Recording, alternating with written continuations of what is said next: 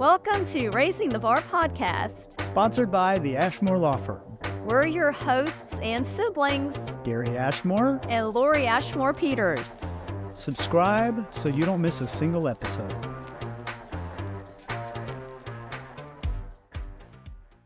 All right, welcome to our Raising the Bar episode, and we are so excited to have Josh Howard with us. It's been, oh my gosh, how many years since we last saw each other? I would guesstimate about 10. It's been a really long time. Maybe so. Oh my gosh. Yes. I have to tell you a story. So the first time you and I met, every time you came into the office, you had a baseball cap on. Yes.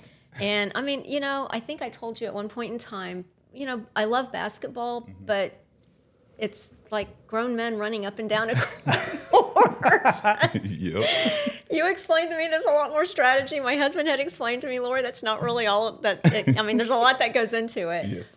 And so I wasn't overly familiar with you in the beginning, but we went to one of the games and Rick's like, all right, Josh Howard, we hadn't gone to a Mavericks game. And he's like, well, which one is he? And I'm like, I don't know. He's like, Lori, he was just in your office today at 3 o'clock. I'm like, every time I've seen him, he's had a baseball cap on. Baseball cap on. Totally different. He's like, what number is he? I don't know. Yeah. We didn't disclose those things then. We did. That's right. I'm like, as soon as they turn around, I'm sure he'll have Howard on the back of his jersey. Yep. Right, that's what you're looking for. I'm like, there he is. Oh my God, Rick was like, oh, you're killing me. Yes. But we had so much fun. Had so much fun watching you play. Yes, I thank y'all for y'all support and pretty much everything y'all did. I'm pretty sure that game too. I probably had a good game. Y'all You heard did. that. Yes. Oh yeah. Yeah, of Oh yeah. course. You had a great game. Yeah. You had a great game. I think I had told you, yeah, we're gonna be at the game, and you know we'll be able to see you. And you're probably thinking, yeah, you and how many other like I'm really gonna see you.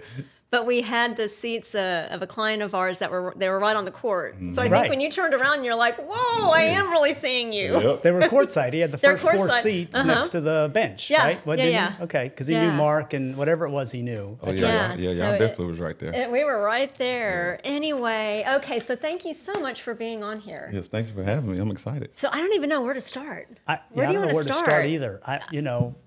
Oh my God. Okay, so I mean, obviously, basketball has been a huge part of your life. Yes. Grandma, mom have been huge parts of Yes. your life. I'm sure everything you do, you still think, all right, what would Grandma? Exactly. What what would would they Grandma do? say? Yep. Okay, so let's just. I'm just going to dive on in. Let's Yeah, go start ahead. with. I mean, was basketball always a part of your life growing up? I would say sports was. Okay. Just being a kid that always got outside and enjoyed the friendly competition, I would say. So any sport that came my way, I pretty much adapted to it. Basketball actually was like my last sport that I ventured into. Oh wow. I was a big baseball kid growing up. Okay. I played the South Little League in Winston-Salem, North Carolina. Probably one of the best little leagues in the city. And I ended up being probably one of the best players there, which was pretty cool, not having any type of training in baseball at that Right. time. So that was my love. But the reason I fell out of love with baseball is because my strike zone got so big because of my height. I hit a growth spurt so. going from 8th to 9th grade, and I got self-conscious about how I looked in my tights, Right. as far as like having a small torso. So that killed me as a teenager. But when I transitioned over to basketball, I wasn't the best basketball player. Oh wow. I tell the story a lot to people who want to actually hear my story, and it was like I got picked on a lot when I transitioned to basketball because I was clumsy, goofy, lanky little guy that didn't really care what nobody said. But for me, and I hope people hear this and hear what I'm saying, I didn't let that deter me from not playing basketball. Right. If anything, I use that as motivation to keep playing and to get better, because I would say maybe like a summer after being picked on and stuff, I ended up being like one of the best players in the neighborhood. Wow. And that just fueled my fire to keep sticking with basketball throughout, my career. So I kind of look back at that and really realize if it wasn't for those people picking on me, I wouldn't have made it to this point. So I thank you, people. Right. That's right. That's right. There you go. You made me who I am. Yes. That's so amazing. this all took place in North Carolina. That's where you were born and raised? Yep, primarily? Winston-Salem. Okay. Primarily. I lived all over the place, but as far as born and raised, Winston-Salem, North Carolina. Okay. So you picked up a basketball, we're talking high school, or you did before? Well, I did 7th, before, 8th but I didn't take it serious. Oh, okay. You didn't take it It serious. was more football, baseball than basketball, 8th, 9th grade. Yeah, And yeah. then, like I said, I just stuck with it. I had a great coach in Napoleon Cloud. in high school that really helped me focus in on basketball and life outside of basketball. Right.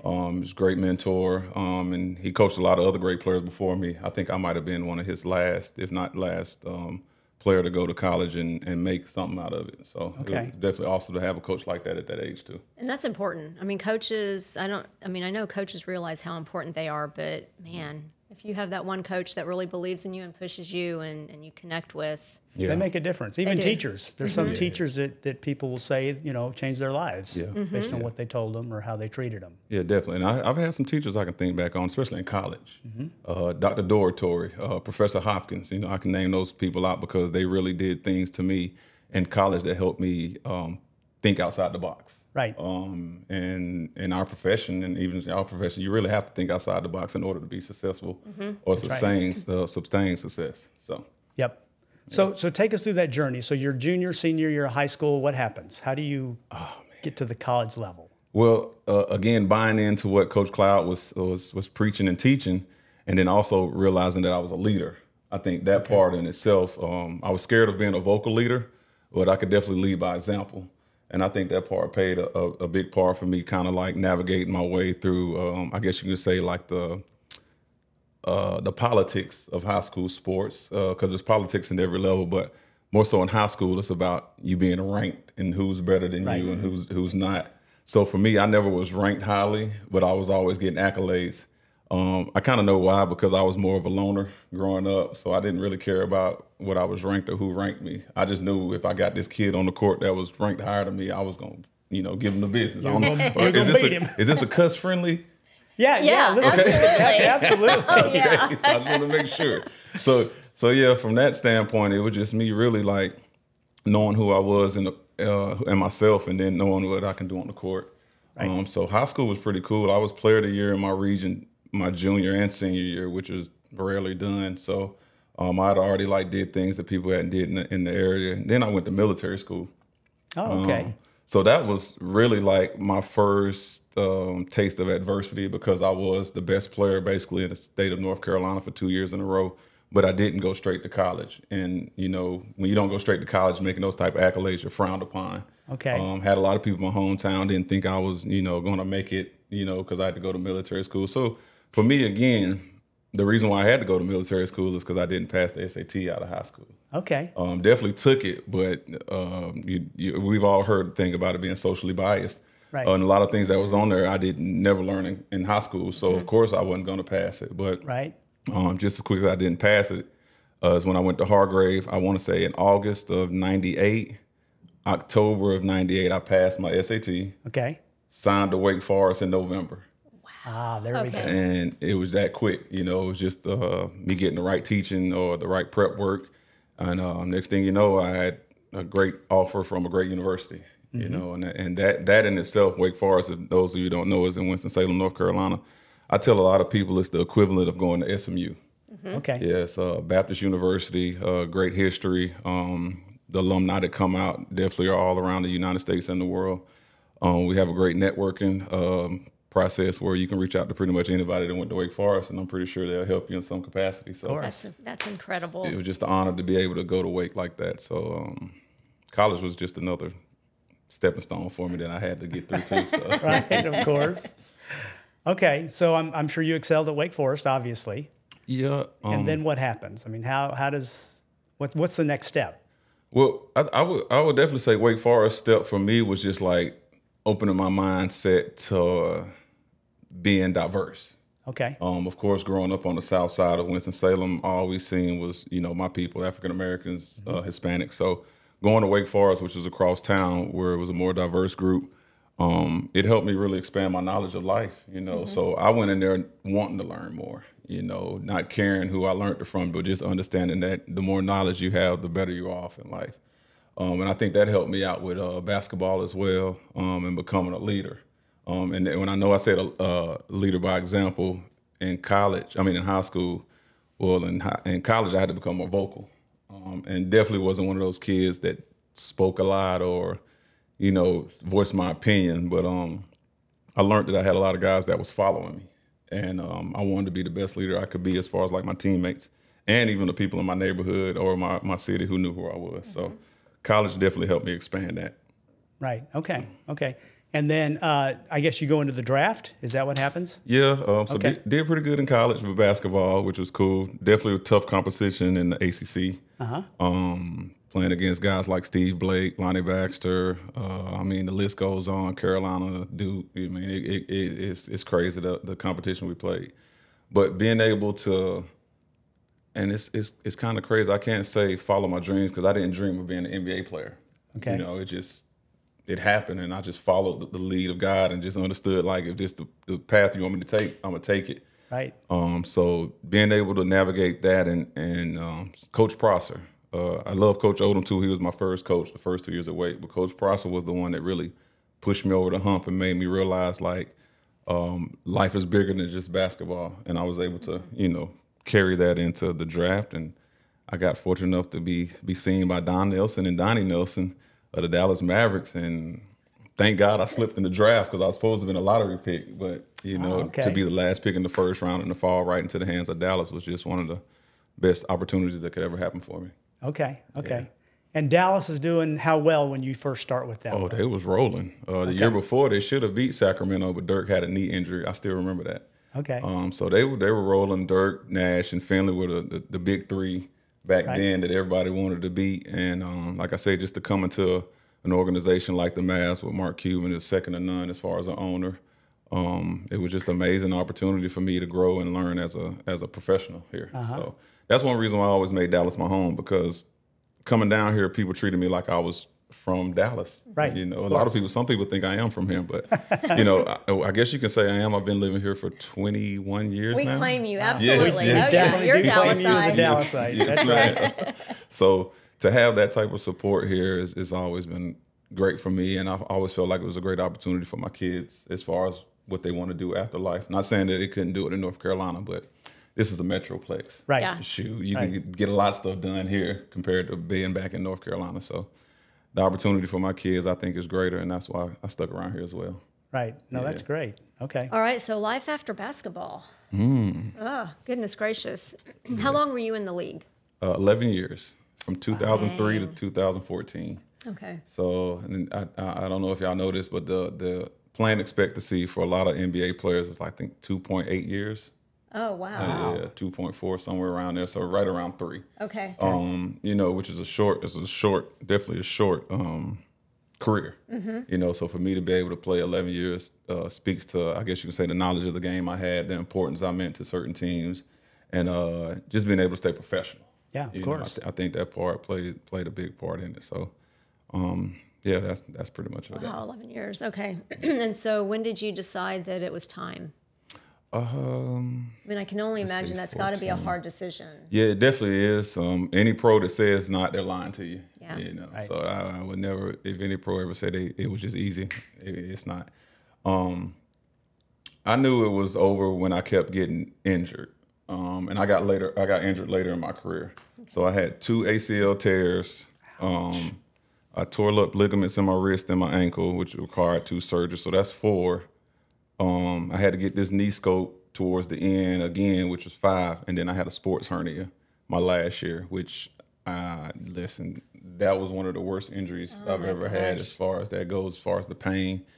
And I just knew it was time. And then I think, if I'm not mistaken, that wrist injury, I'll never forget, I was trying to hold, I think it was my daughter, and my wrist just I couldn't hold her. Wow. So I started realizing, like, my health as far as, like, physically was suffering, and I definitely wanted to be together as much as I could growing up with these kids now. Of course. Because definitely now waking up, I got a lot of aches and pains now. So. It takes a little longer to get up in the morning. Yes.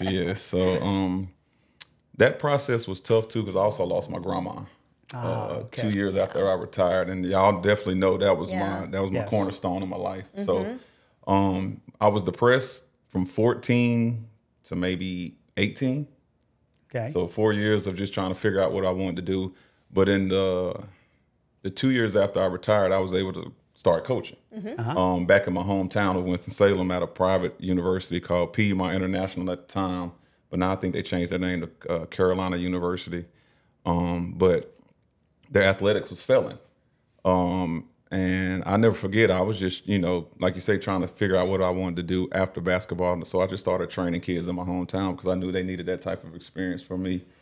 And I never forget the president at the time, well, he's still president, Dr. Pettit, walked into the gym and was like, my head basketball coach just resigned out the blue. And I'm looking at him like, damn, that's kind of messed up. But he was like, well, Josh, can you know anybody that, can coach? That might be interested. And, I told him after my workouts, I would reach out to some people. And the Spirit of the Lord started speaking to me and saying, it could be you. And I'm going to give you the reason why he started speaking to me on that particular day, too. Okay. So, after I finished basketball workouts, sent the kids home, I still hadn't called anybody, but I started driving home. And in the midst of me driving, I started thinking about my grandma. And also on that day, was the same day that my college coach, Kip Parser, passed away 7 years prior.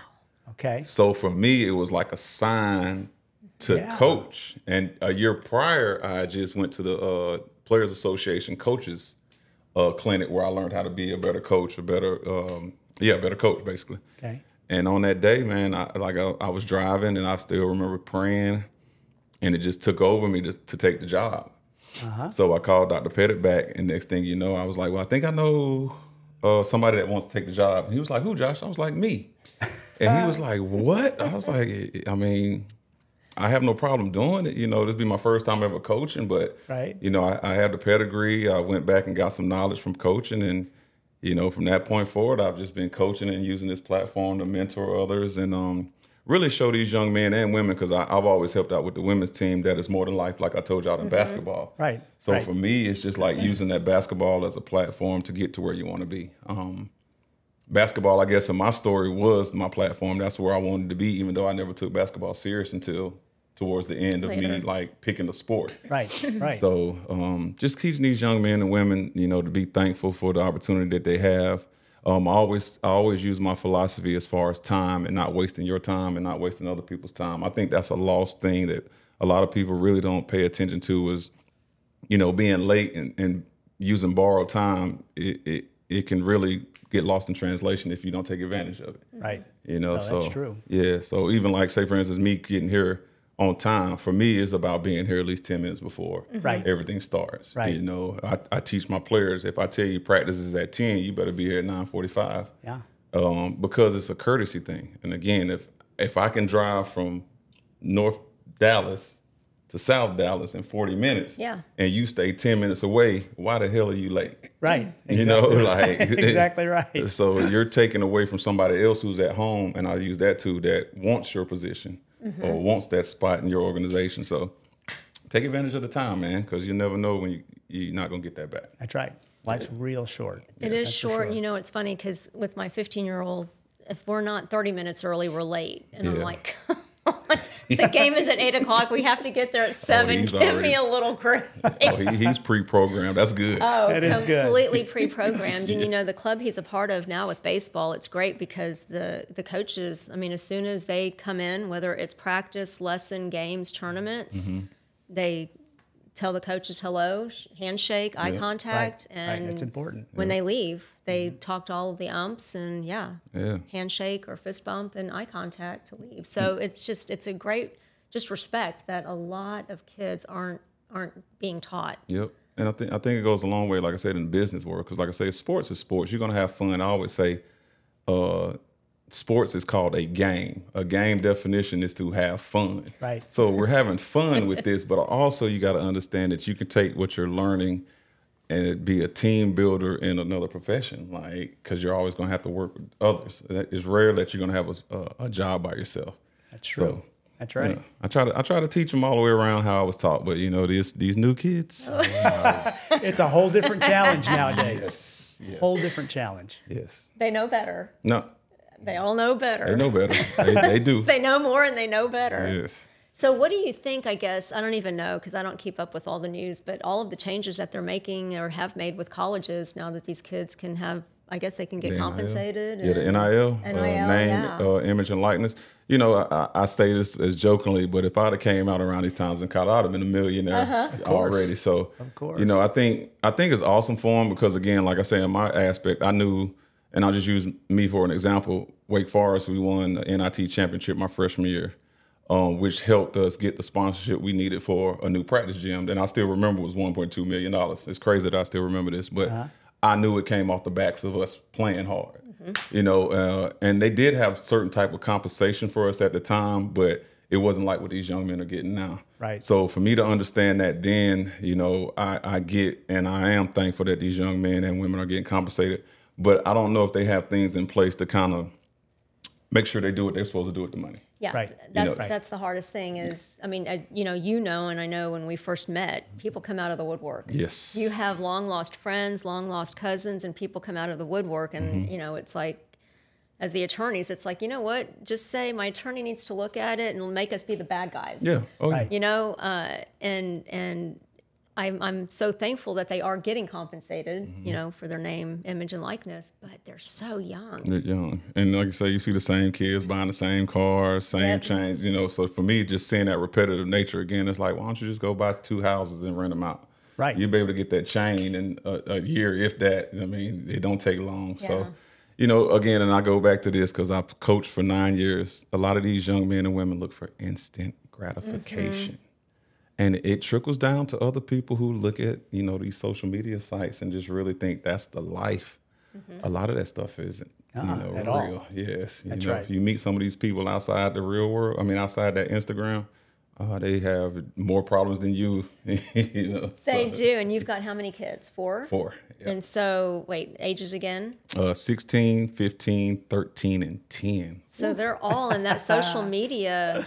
I mean, and I always had to, you know, tell my kids growing up, don't believe everything you're reading. Yeah. Because what you're reading is they have the perfect life, but I can promise you it's behind the scenes. That's not what it's like. Yeah. Or don't believe everything you Google. Yeah. That's right. Yeah, I mean, Google is a good place to find information, but you better research what you found the second time and third time Right. after. So Right. make sure you know what you're doing. But again, man, like you said, it's a generational thing now. Because you think when we was coming up, we didn't really have all that social media. Oh, no. At all. Thank God. Yes, Thank thank God God. there were no cameras. Yes, because we probably would have broke the internet long time ago.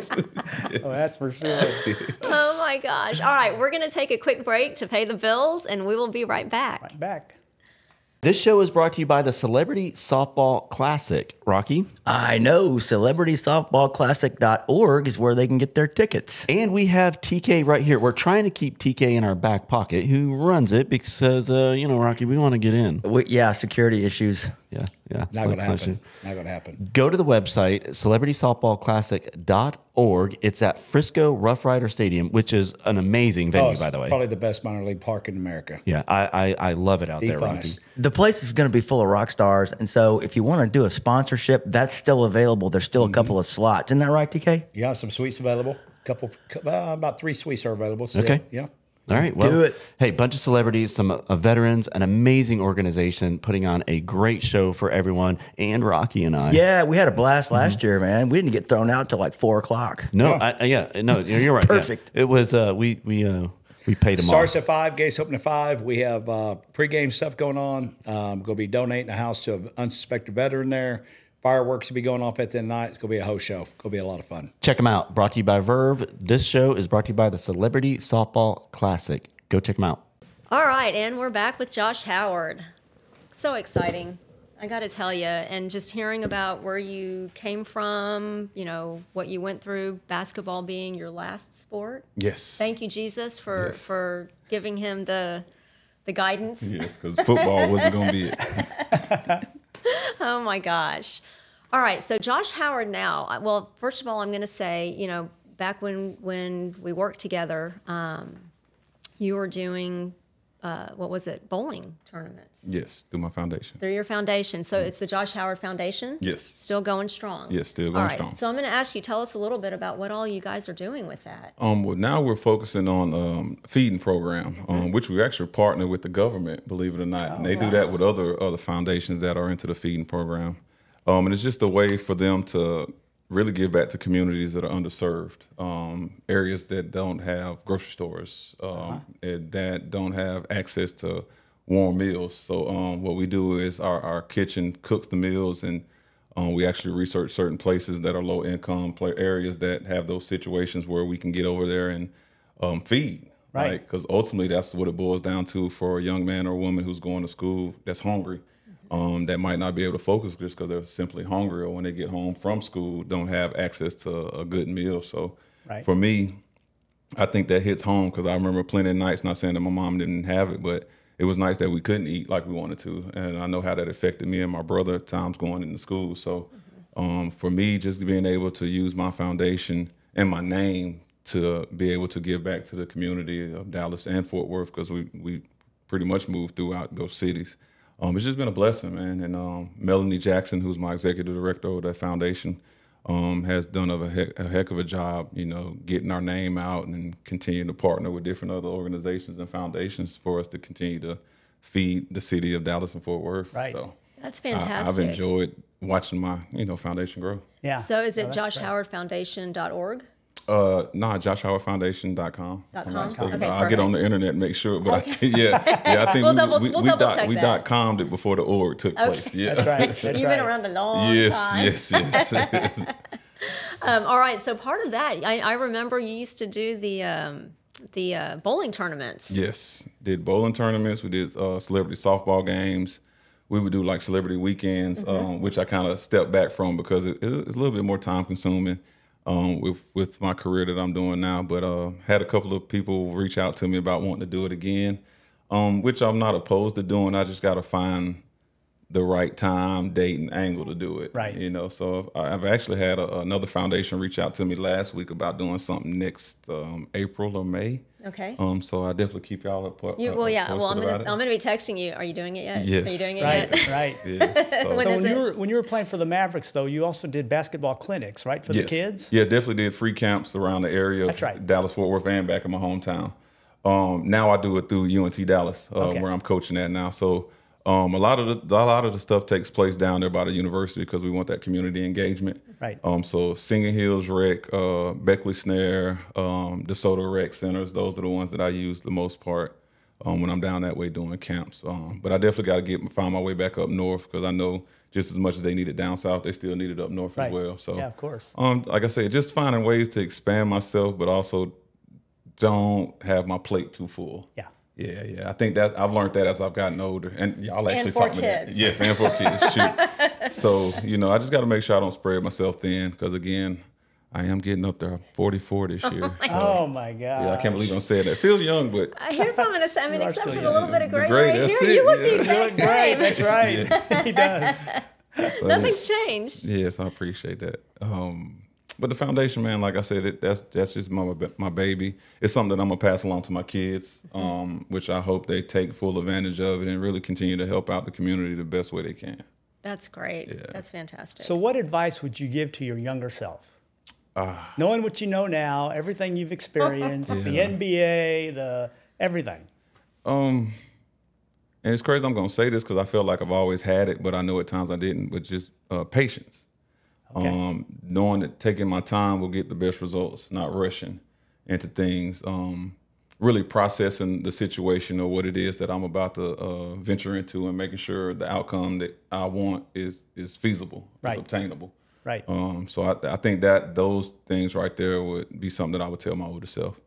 'Cause I think a lot of people get rushed into making quick decisions that ultimately could cost them a lot, at the end of the day. So not saying that anything costed me a lot, but I've definitely had some decisions where I wish I could take them back. Yep. Understood. So, yeah, that's Very definitely, that was a good question. So as far, I know we had touched a little bit about the new NIL rules and all of that. What would you tell the kids these days when they have just a load of money that are being, just being dumped in their lap? I would say something that y'all taught me and my advisor is just making sure you have a will or estate planning. Understand that just as quick as you get that money, as quick as it goes. Right. I can honestly say I only made one big time deal, and I've still been living the same way since that deal happened in 2006. Okay. So it's almost 20 years. So for me to be able to say that is a blessing, to understand that I knew, how to handle my money and make sure I got the return I needed to continue to live the way I live.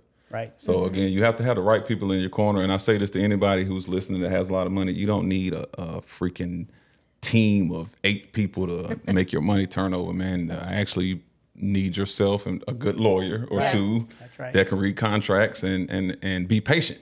Right. Be patient in your decisions. So.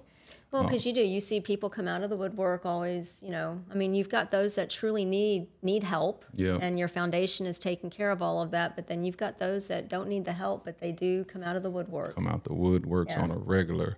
I got this business venture for you. Like, I got this, that, it looks tempting. Trust me. Of course. I get a lot of that. But it's like, what would it do or how would it change my life compared to what I'm doing now? Like, if I'm fine now, making the extra 100,000 does sound good, but if I got to give you an extra 200 to get that, then it's not worth it. I'm not winning nothing. Right. It's not not worth it. it's not You're worth it exactly all. right. Well, and I never even realized it until, we got to know you early on, and it's like, oh my God, I'm like, Gary, he's someone approached him again with another deal. Right. Yes. Right. I just told him, make us the bad guy and just say it's tied up. Yeah, and again, for y'all, y'all came in my life when I needed that, and for me, it just really helped me sit back and be like, okay, here comes another deal, pass it off. Yeah. Like, here comes another deal, pass it off, to the point where, it's just like, now I don't really have to say much. Sometimes I'll just ignore it, because at the end of the day, like I say,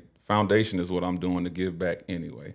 If I feel like I want to help you personally, that's my personal discretion. But for the most part, like, there's no free handouts no more. Right. That's right. just that, you have to cut that off, because again, like, I want to continue to live the way I'm living for another 20 years. Yeah. I'm like 64 and still want That's to be able right. to come in here and say, hey, y'all, I'm still doing the same shit. That's right. Okay, so where do you see yourself in 20 years? Oh, definitely retired. Oh, really? Okay. Oh, yeah, Okay. definitely retired. I think I told a friend 2 days ago that I finally decided to make Dallas my permanent home. Oh, yay. Okay. Yeah, so just figuring out, like, if I'm going vacation anywhere, of course, following my kids wherever the freak they go, but not but so far, because if they start, just getting out of Dallas, Texas, I'm not going to chase them. Like, just go be great and know that dad's here. Yep. But yeah, just really, relaxing. Like, I feel like my teens, 20s, and 30s was just always about ripping and running. Right. Basketball. So for me, just really taking the time to really sit back and reflect is really what I want to do. So you mentioned your older son is pursuing basketball, right? He's 16. Yes. Bryce. Okay. So does he think he knows it all, or does he listen to dad? I would say he listens to dad. Good. He's very humble, which I'm happy that he picked up on my demeanor when it comes to that. Right. Really don't have to say much to him. Of course, he's 16, so I don't have to talk as much to him. Right. He won't even call me sometimes, but I don't take it personal. I just I know he's a 16-year-old boy. Oh, yeah. So just keeping him in line of understanding that I've been where he's at. I think that helps him realize that he doesn't know it all. Right. And then to still see when he's out with me that people still are engaging in me helps him realize, like, I'm still somebody out in this world outside of just his dad. Right. So for me, that all that plays a part in him understanding, like he has to work hard for everything he gets. I can say, like, him on this AAU team he was on this past summer, he got a chance to see a lot of guys get scholarship offers, and he didn't get one. Okay. So he had an opportunity to kind of be humbled and understand, like, all right, I might have to work a little bit harder than these guys, even with my dad being who he is. I'm just going to have to put in the work and understand that I'm going to get it for me. Yeah. And that's the ultimate goal I want him to realize. So for me, it's working out the right way for us. And like I say, he's a junior in high school, and that's this year and next year to really shine and really grow into a young man that I know he can be. So I'm excited for his journey, man. And to get these colleges, colleges are calling me.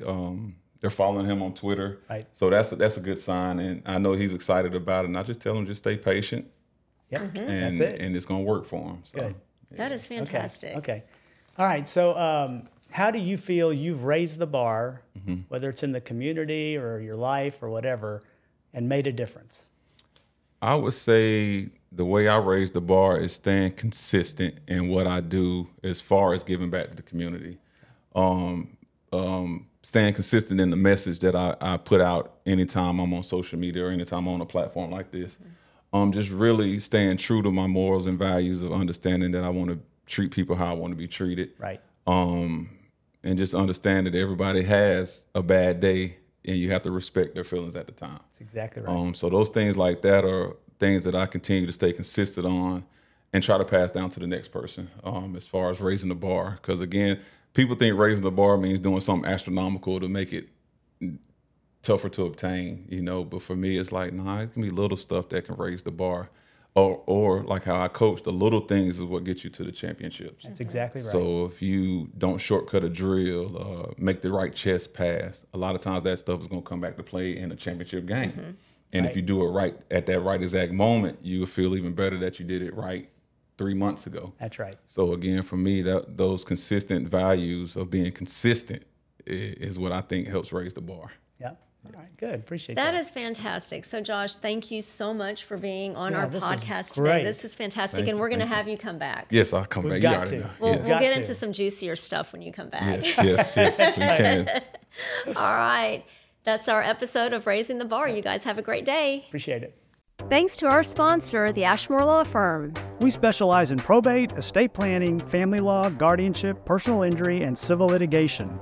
You can find us at ashmorelaw.com. Or by calling us at 214-559-7202. Again, that's ashmorelaw.com.